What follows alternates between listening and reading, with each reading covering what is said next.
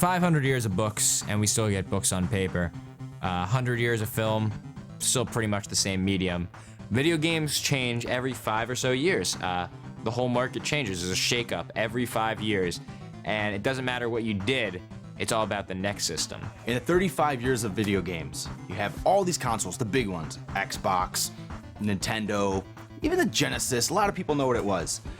But for every one of those, there's 5 of them that didn't make it. 1978. What's big in 1978? The Atari 2600. So of course everyone else has to come out with their own consoles to compete with that. One of the ones you don't really remember anymore is the Magnavox Odyssey 2. Great system, really, had some nice horsepower under it, but Atari bought up rights to third-party games like Space Invaders, Pac-Man. So by the time the Odyssey 2 came out, they really just didn't have the content to compete, except for Casey Munchkin, which I don't even really need to describe it in much detail. All you need to know about it is that it's a ripoff of Pac-Man. There were a couple of differences. There weren't as many dots, the mazes were different, but it was just close enough to be legally actionable.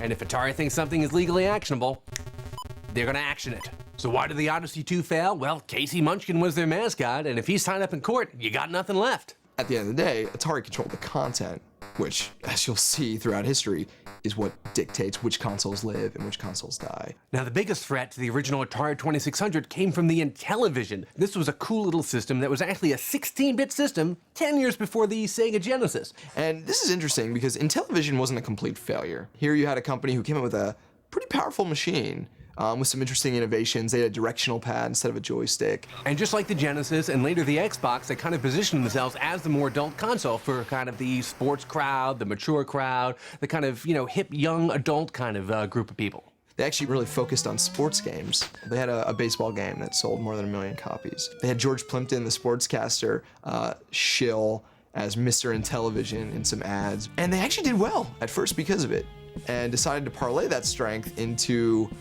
what I'd call video game mistake number 1. What do? Well, they just completely spaz out. They start releasing all these peripherals. They had a keyboard add-on. They had the Intellivision 2, 3, and 4. They had kind of a computer add-on that turned it into kind of a very primitive computer. They had a whole separate computer they built that was a standalone PC. It was just too much hardware, not enough software. They cluttered the market and forgot the fundamental rule. If you don't have good games, no one's gonna care. Atari releases the 5200 console system in 1982. There were a number of problems that plagued that system that really didn't make it as successful as it could have. Number 1, the controllers.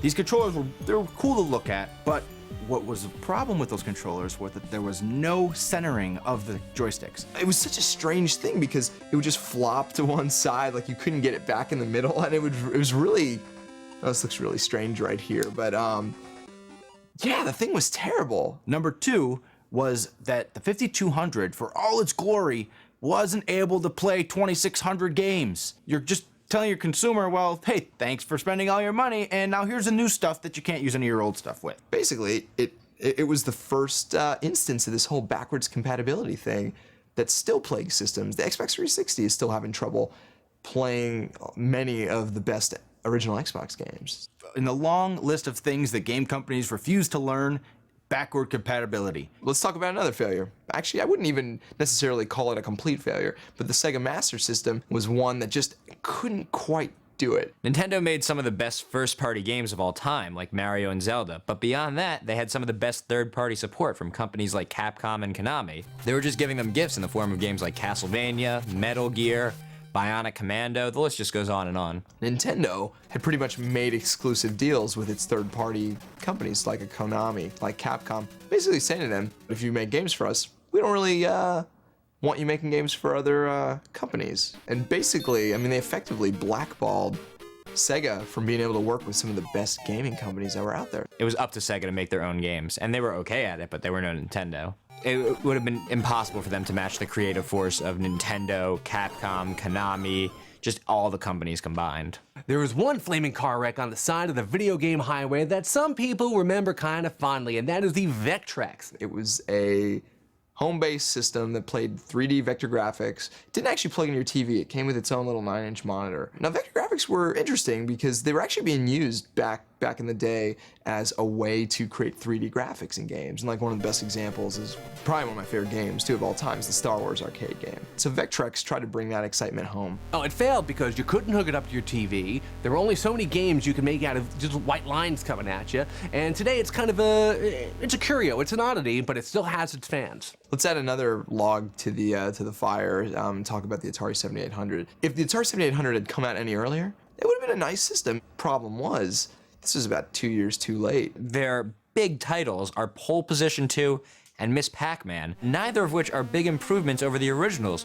which are great games, but they're ancient. They're literally ancient. I mean, you have things like Zelda going on, like really revolutionary stuff, and they're still making maze games. And Pac-Man's a classic, but there's new classics being made, like Mario and Zelda. Launching with Ms. Pac-Man in 1986, man, is like coming out with a DVD player and packing in like Birth of a Nation. Every successful console has one game that sells the system, a Mario, a Sonic, just something that moves it, that makes people say, that's the one I need to play this game. In the industry, there's a term that everyone uses called killer app.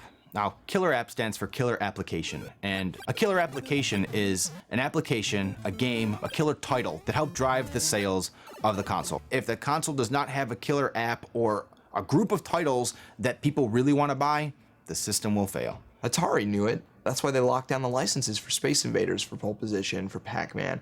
These huge games that are sort of driving the success of these systems. Looking back, the 35 years of gaming, the top console from each and every era had a killer application. Something that is unique to that device. Nintendo has Mario and Zelda. Genesis has Sonic. You have the Game Boy. Game Boy had Tetris, the most simplistically designed game and greatest selling game of all time. The original PlayStation, they had Tomb Raider, they had Resident Evil. These are games you just had to play. On the PlayStation 2, they had Grand Theft Auto, changed the face of gaming forever. Xbox One comes out. The killer app on Xbox, Halo. They never would have gotten anywhere without Halo. They really wouldn't have. And today on the current generation, the Xbox 360, well, Gears of War, that's the killer app for that. For the PlayStation 3, the jury's still kind of out. We don't really have a killer app yet, and maybe that's why it's not selling so well. These consoles all succeeded because they had games that people just were dying to play. The ones that couldn't get those games, for whatever reason, were the ones that lost it.